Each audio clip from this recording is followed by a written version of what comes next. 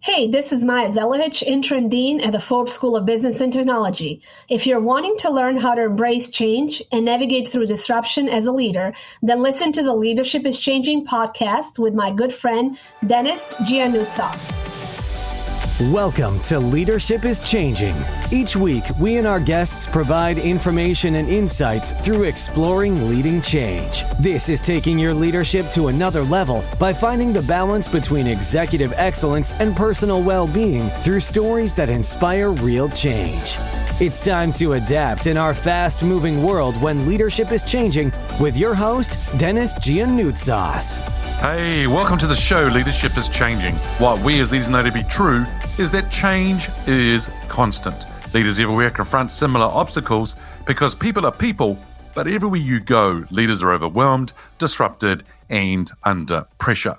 They run from email to email, meeting to meeting. Many leaders are not changing quick enough, which means they run the risk of becoming irrelevant and being left behind. Perhaps the show is taking our listeners' leadership to another level by finding their balance between executive excellence and personal well-being through stories that inspire real change. I believe we don't have enough effective leaders in the world today, and if we can get the leaders to step up and lead change, then they can inspire real change. Hey listeners, it's now time to adapt in our fast-moving world. Welcome to this episode. It's great to have you with us here again today. And I've got a wonderful guest with me.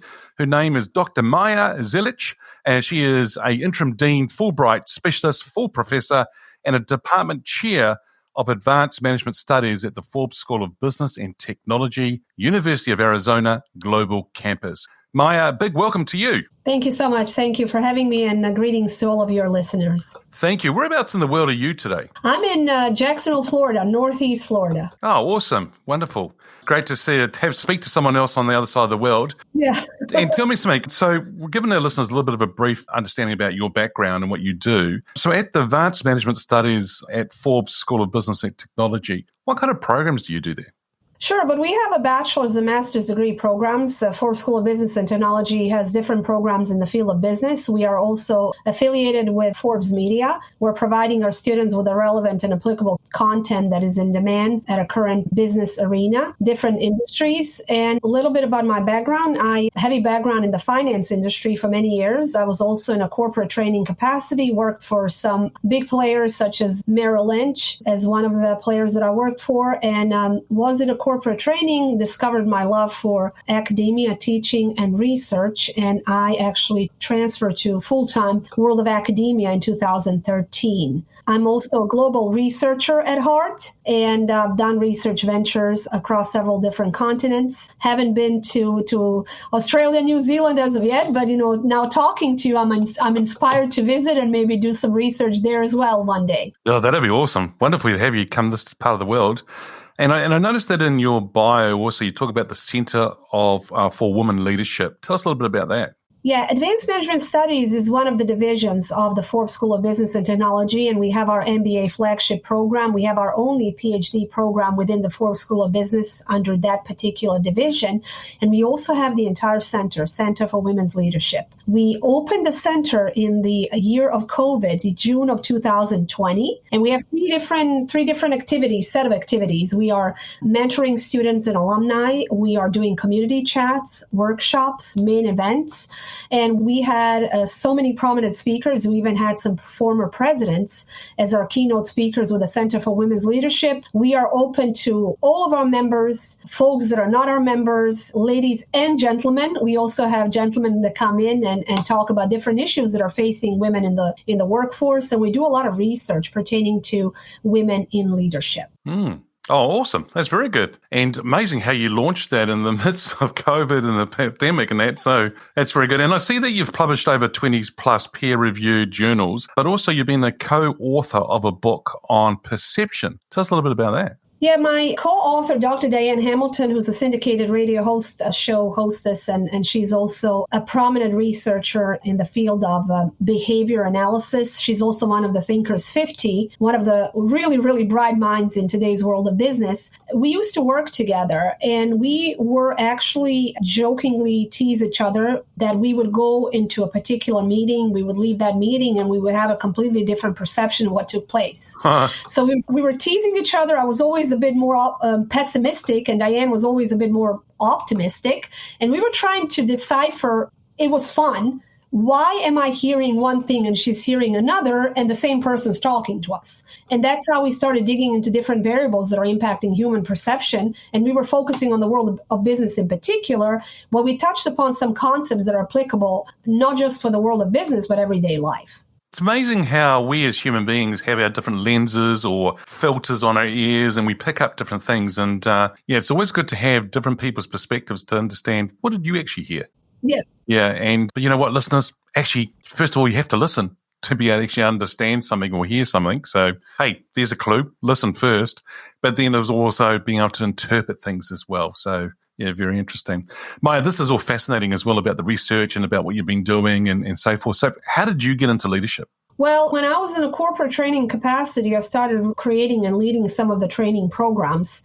And then when I moved to the world of academia, I became very quickly a program chair of a particular program, Masters in Organizational Management. Then somehow, through my research, through different things that I was doing, different publishing, I was noticed and promoted to be a department chair within the Forbes School of Business and Technology. And then in 2021, as our dean retired, I was given an honor of serving as an interim dean, which is a terrific opportunity and also an opportunity to develop my skills even further. And when it comes to leadership, I think it actually was a process that was kind of organically evolving in my particular life. I don't know that I was necessarily proactively seeking leadership opportunities. I'm a servant leader. I do like, or at least I hope I inspire people to do better, always trying to come up from a standpoint of being a good listener and being a compassionate and empathetic leader. I don't believe in micromanagement. I don't believe in any of the more aggressive leadership styles. And as a matter of fact, as we did a lot of research pertaining to women and men, as far as how women leaders are perceived a certain way versus male leaders,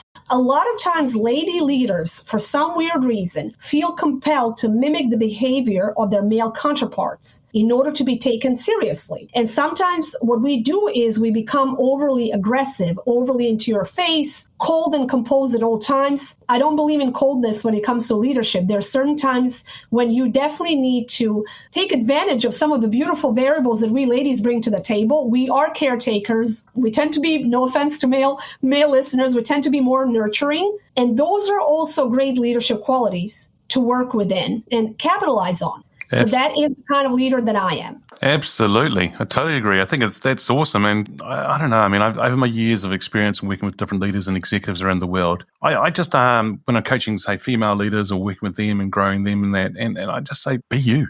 Just be you, because you don't have to be anything else, because you are where you are today. Maja is the interim dean because of who you are and what you bring to the table. And then it's a beautiful thing. And be you. Be the best you can be. Don't try and be someone else. Because when you, as you said, as they start to try and be someone else or be like a male in that, yeah, they do become aggressive. And I've seen it, and it's not pretty. It's not very nice. And they don't need to do that. They're so much stronger. And that's not just for female. That's also for males as well. It goes right across the board, right? I mean, be yourself. Be authentic. There are so many research studies on the values of authentic leadership. Yeah. You can pretend to be someone else for a minute. And afterwards, you're out of your comfort zone and you're not going to do your best. Yeah. So be yourself with all of your faults, all of your opportunities, and work on those opportunities. When Diane and I were talking about the book, a lot of times she would say to me, you take things too seriously or you're reading too much into it. And I know that is my opportunity. She recognized it. But that is also sometimes a safeguard that we have, protective mechanisms that we have. We want to protect ourselves as human beings at all times. Mm-hmm. And I think the important thing here is understanding who you are, what kind of strengths and weaknesses, well, not weaknesses, but strengths, but also areas you might need to develop, but also tapping into those, both of them, and then working with them. I think that's really cool. Here's a question for you, and it's an interesting one in the sense that you probably have many, but I think, who's your favorite leader and why? Now, this person can be alive or from history, but who is that person? My grandfather. Mm-hmm. God bless his soul.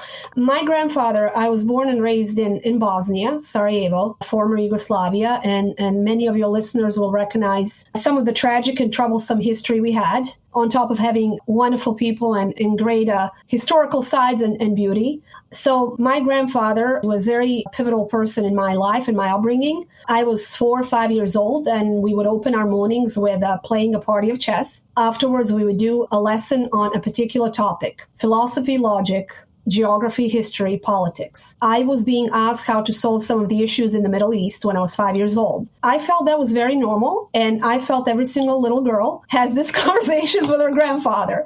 I had to recognize where New Zealand is on the card and on the map, and I was also I had some numbers on the industries that New Zealand is known for. Yet again, I thought that was very normal. When I turned 7 years old, when I started going to school, talking to my friends, I realized that was quite unique and not normal in the sense of what's normal nowadays. He was always telling me I can be whatever I want to be. And he was always telling me, because keep in mind, I was coming from a patriarchal society. My grandfather kept telling me, you can be whatever you want to be. And as a woman, you always have to be independent and you always have to have your own money. And I didn't realize how revolutionary that was, coming from a man that was born during the Great Depression, coming from his type of upbringing. I was always saying, okay, as a woman, I can be whatever I want to be, check. I have to be financially independent. And he always said, you can do whatever you want to do, as long as you have the qualities for a particular position, as long as you bring in the best to the table with integrity. And he always said, with compassion. That is awesome. That is huge. From the perspective of everything you just said, right? From his upbringing, from the areas that you were living in, right through to what he shared with you, that is huge. Be independent and earn your own money. That is massive. Yeah. And so I'm loving it. And so having conversations with your family, with your grandfather is really important. I love it when you say, went to school and then realized that wasn't normal. Because as a young kid, sometimes we're experiencing certain things in life thinking everyone else is experiencing those. And when I didn't realize how unique he was up until I started going to school. Yeah. Oh, brilliant. I love it. I think it's great. It's interesting you suggested your grandfather, because when we did the 200th episode, I was asked myself, I was interviewed as like you're being interviewed now, and I got someone to interview me and I was asked who was my favorite leader, and it said, it was actually two. It was my dad. It is my dad, and it was my grandfather. And because Greece is where I originate from, and yeah, it's really amazing. I love what your grandfather said to you. I think it's fantastic. Yeah, neighbors. If you're from Greece, we're from the Balkans. We're neighbors. Exactly. But I love what he said to you. That's brilliant. But also I love the fact that you've taken it and you've done something with it, which is really important. Now, the show here is called Leadership is Changing. When I mentioned that title of the show or that statement, what does that mean to you? I think and it's not a cliche, during the times of COVID, we realized in order to be sustainable as far as the company or leaders, you have to drastically get yourself out of the comfort zone. Now, we were always talking about these comfort zones in the past, but I think that accelerated quite a bit in the last 2 years.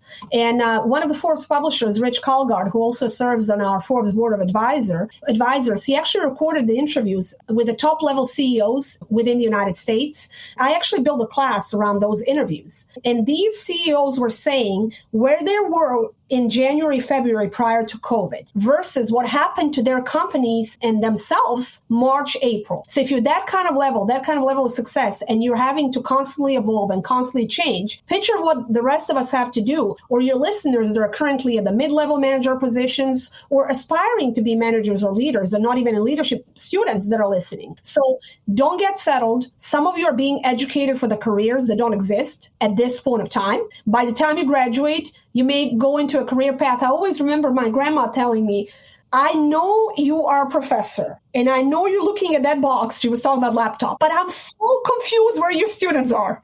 So picture her world prior to, modern technology. She's saying my granddaughter is a professor. Her students are somehow in her laptop. I'm not sure how that works. Make the long story short, you have students right now that 10 years from now, they will have careers that don't exist today. So you have to learn the core leadership skills to be adaptable. Some of the skills that were working for us through history, being adaptable, being courageous, being proactive, being hard worker, having your goals, but being able to adjust and change on a moment's notice. Yep. I think those skills and that are built in cement. In other words, you're developing them and growing them, and that's the foundations. But the goals or the roles that you're doing are in sand, and they will move and adjust, and we need to be able to move with them in the times as well. Great. So we've heard about your grandfather, we've heard about your grandmother, which is pretty cool. And yeah, I love what you say. Get out of your comfort zone. Don't get settled. And I think that what I'm also seeing with a lot of CEOs that I'm talking to is that with the cycle we are in today, are we in the right business?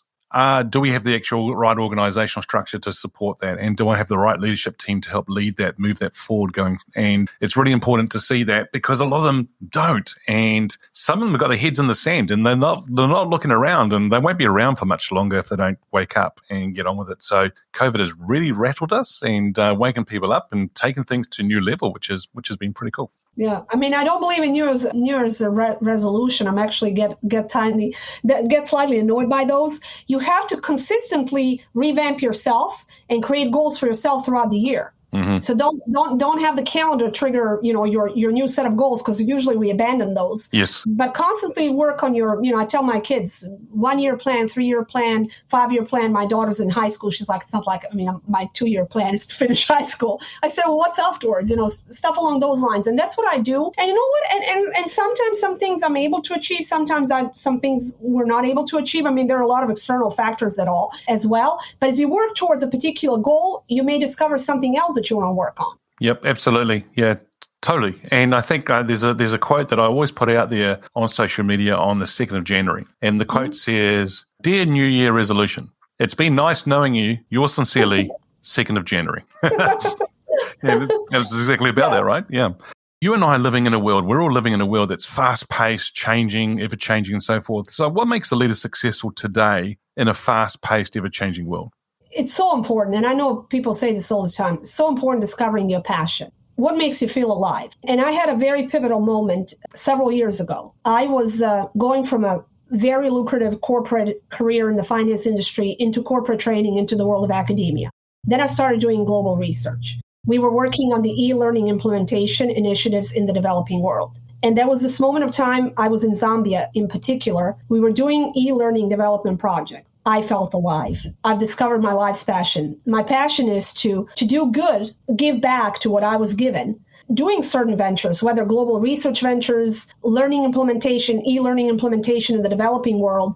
I've discovered my passion. And I tell my students this, don't think your passion has to be something, e-learning implementation in the developing world. That sounds a bit better than, your passion can be something rather small, but it is yours. And in order for you to be a leader, you have to work within the parameters of your passion. Because if you're doing leadership in the field that you're not passionate about, that you don't care about, you're going to become a glorified manager. You're not going to become a leader. You can be a very effective manager, but you will never be a leader. You can be a leader in the field that you feel strongly about, a field where you feel you can change something for the better, and that you can contribute something within this world. That's great. That's good. And I think what you said before as well is that it doesn't have to be a big thing. It could be a smaller thing or it could be simple. I think sometimes we overcomplicate things. And if we try and keep it simple, that's good. But I think it could be whatever it is, go for it and embrace it and go for it and, make it happen. And I think it's really quite cool. You can also adjust things as you get on with it. There's many people out there who become that perfectionist and they want to make sure they get the right idea, or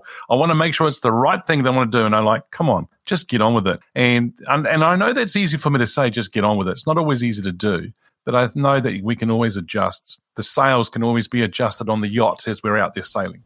Well, the universe works in our favor a little bit. Passion usually finds you. You're not actively finding passion. Yeah, true. It's and once you experience that, you can't really scale back, because you want to have that feeling of fulfillment and that feeling of making a difference. And like I said, it can be something quite minor, but you're still making a difference. Actually, I like what you just said there, that, passion finds you. You're not actively chasing it or looking for passion. In fact, sometimes it comes to you packaged a little bit different than you were probably thinking at first. Yeah. But it will come to you, yeah. You and I have been talking about it, and Maja, you probably talked this with a lot of the programs that you're working with in relation with leaders. And we talk through, we think about things through their lenses. If we were to flip it around and then start to talk about it through the employees' lenses, how has employees' expectations of leaders changed?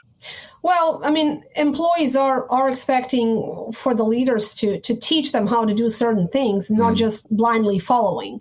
Employees are more comfortable asking questions. Yep. You have to explain the why behind a particular initiative.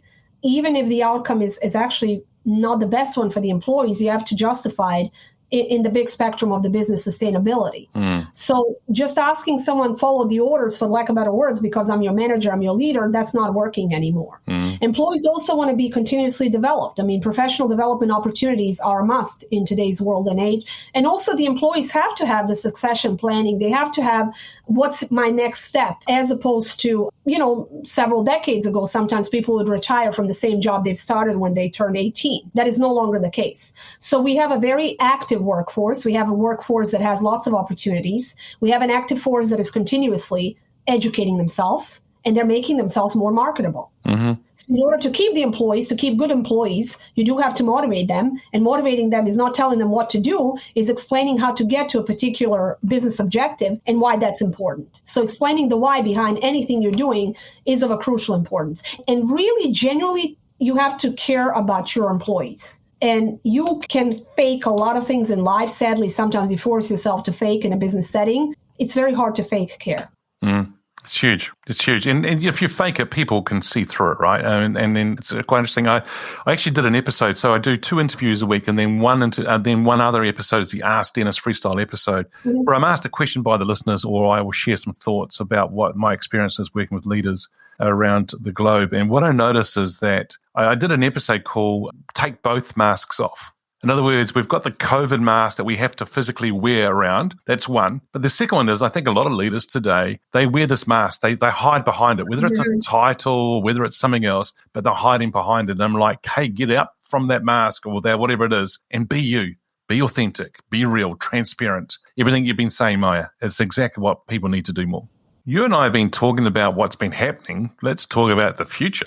Let's talk about, so I'm going to get your crystal ball out here, and I'm going to ask you this question, which is, where do you see leadership being in 5 years?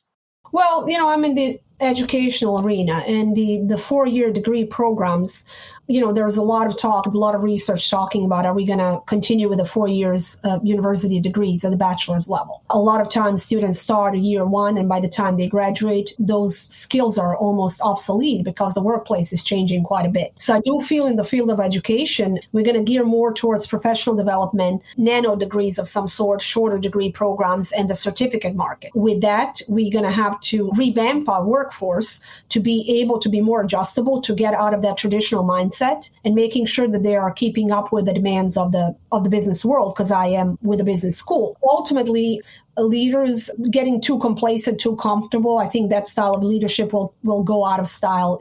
It is already out of style, but it's going to be completely gone for someone to be successful. I also feel that leaders will have to continuously educate themselves more at the level than they ever were in order to keep up with the technology advancements.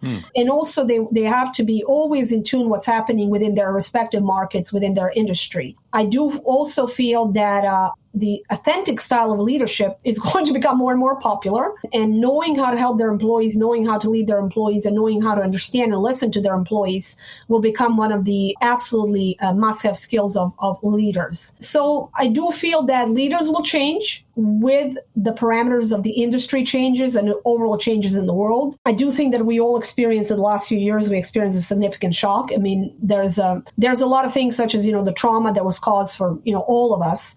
I know there's so many companies that are putting a lot of investment into the mental health of their employees. And we talk about the remote workforce versus face-to-face workforce. Is the office buildings, is that something that we're not going to go back to fully? Are we going to pursue more of a hybrid model? If so, what does that mean for leaders? There's all these questions. So no, I do not have a crystal ball, but I think that COVID completely disrupted the field. And it is going to continue disrupting it, hopefully for the better. And I do anticipate a lot of changes. When I talked about those interviews with the CEOs that is in one of our classes, I mean, a lot of the CEOs talking about just their industry and their particular, they're now pursuing different products than prior to COVID. They're pursuing different markets. They completely are changing their landscape. Their blueprint, the old blueprint is thrown away. They're creating a new one. Yeah, that's amazing. Create the new blueprint moving forward, listeners. Maja sharing some wonderful things with us today in this episode, and authentic leadership will become more popular going forward. And I think that's so right in what you're saying there. And it'd be quite interesting to see whether educational institutes turn around and actually do 1 year, 2 year degree, but you have to come back for 2 or 3 years after that for a short sort of residential course, possibly to bring you up to date with what's actually happening. Maybe that's going to be something along those lines. Would be interesting to see how that all plays out for sure. Yeah. Maja, hey, look, thank you for joining us on today's show. If our listeners are wanting to get hold of you, where should they go? LinkedIn. I can send you my LinkedIn profile so you can actually attach it to the show. I am on LinkedIn all the time. And actually, LinkedIn proved itself to be terrific network opportunity. And I don't think I was utilizing LinkedIn as much prior to COVID. And nowadays I've encountered so many wonderful opportunities, also professional development opportunities using LinkedIn. So if your listeners are not using it, I strongly suggest it. Yep, absolutely. Look, so listeners, we'll put the show notes we'll put your LinkedIn link in there, Maja, which is all good. But you're so right. They are not using it. And I would actually encourage people, just like Maja's done, to go out and make sure you learn how to use LinkedIn and use it properly as well, team. So it's very good. Maja, it's been fascinating talking to you today. So thank you so much for joining us. Thank you so much for having me. Thank you so much. So much. Great one. Thank you. Hey, listeners, if you haven't already checked out the Facebook group or the LinkedIn page, Leadership is Changing, we would love to see you on those platforms. And so please come along and join us on there. It'd be great to see you there.